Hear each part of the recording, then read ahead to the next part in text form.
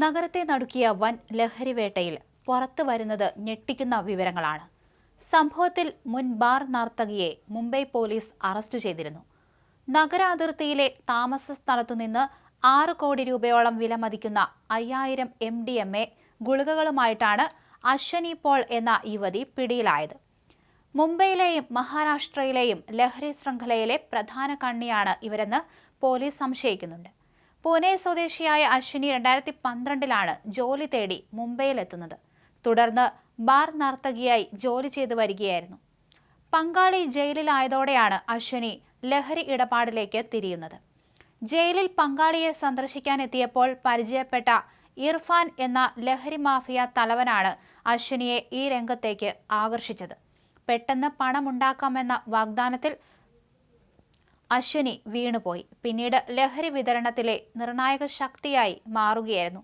10ാം class വരെ മാത്രം പഠിപ്പുള്ള അശ്വിനി മുംബൈക്ക് പുറമെ സംസ്ഥാനത്തിന്റെ വിവിധ ഭാഗങ്ങളിലും വിതരണ ശൃംഖല വ്യാപിപ്പിച്ചിരുന്നു. കോളേജ് വിദ്യാർത്ഥികളെയാണ് ഇവർ പ്രധാനമായും ലക്ഷ്യമിട്ടിരുന്നത്.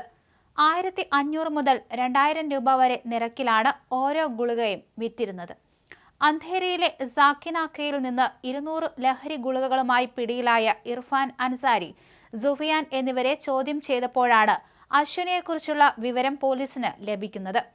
ടിറ്റ്വാലയിലെ പത്മാവതി റോയൽസ് സൊസൈറ്റിയിലായിരുന്നു അശ്വിനി താമസിച്ചിരുന്നത്. റെയ്ഡ് വിവരം പ്രതികൾ മുൻകൂട്ടി അറിയാതിരിക്കാൻ കെട്ടിടത്തിലെ CCTV ക്യാമറകൾ ഓഫ് ചെയ്ത ശേഷമാണ് പോലീസ് ഫ്ളാറ്റിലേക്ക് ഇരച്ചുകയറിയത്. അശ്വനിയുടെ പക്കൽ നിന്ന് 5 മൊബൈൽ ഫോണുകളും 8 സിം കാർഡുകളും പിടിച്ചെടുത്തിട്ടുണ്ട്. പ്രതിയെ ബുധനാഴ്ച വരെ പോലീസ് കസ്റ്റഡിയിൽ വിട്ടു.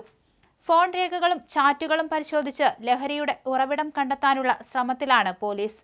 പൂനെ, നവി മുംബൈ എന്നിവിടങ്ങളിലെ വൻകിട മാഫിയകളുമായി ഇവർക്ക് ബന്ധമുണ്ടോ എന്ന് അന്വേഷിക്കുന്നുണ്ട്. അതേസമയം ഗോരേഗാവിലെ സംഗീത പരിപാടികൾക്കിടയിലുണ്ടായ മരണങ്ങളുമായി ഈ ലഹരിവേട്ടയ്ക്ക് നിലവിൽ നേരിട്ട് ബന്ധമില്ലെന്നും പോലീസ് വ്യക്തമാക്കിയിട്ടുണ്ട്. എന്തായാലും അശ്വിനിയെ കൂടുതൽ ചോദ്യം ചെയ്യേണ്ടതുണ്ട്. അശ്വിനിക്ക് പിന്നിൽ മറ്റാരെങ്കിലും പ്രവർത്തിക്കുന്നുണ്ടോ?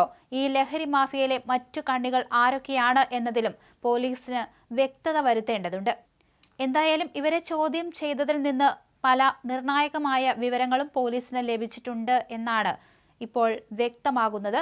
ഇവരെ കൂടുതൽ ചോദ്യം ചെയ്താൽ മാത്രമേ കൂടുതൽ കാര്യങ്ങളിൽ വ്യക്തത കിട്ടൂ. ലഹരി ശൃംഖലയിലെ പ്രധാന കണ്ണിയെ തന്നെയാണ് പോലീസ് ഇപ്പോൾ അറസ്റ്റ് ചെയ്തിരിക്കുന്നത്. അശ്വിനി ലഹരി മാഫിയയുമായി ബന്ധപ്പെട്ട് കച്ചവടം തുടങ്ങി എന്നാണ് പറയപ്പെടുന്നത്. കുട്ടികളാണ് ഇവരെ പ്രധാനമായും സന്ദർശിക്കാൻ എത്തുന്നത്.